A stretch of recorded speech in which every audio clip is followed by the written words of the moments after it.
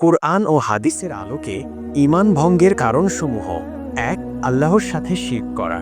শিরক হল আল্লাহর সাথে অন্য কাউকে অংশীদার বা সমকক্ষ মনে করা।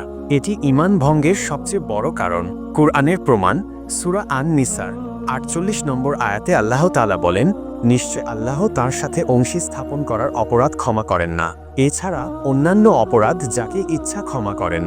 আর যে কেউ আল্লাহর সাথে অংশী স্থাপন করে সে এক মহাপাপ রচনা করে। হাদিসের প্রমাণ অনেক হাদিসে শিরককে সবচেয়ে বড় গুনাহ হিসেবে উল্লেখ করা হয়েছে। ২. আল্লাহ, তার রাসূলগণ, ফেরেশতাগণ, আসমানি কিতাবসমূহ অথবা পরকালকে অস্বীকার করা।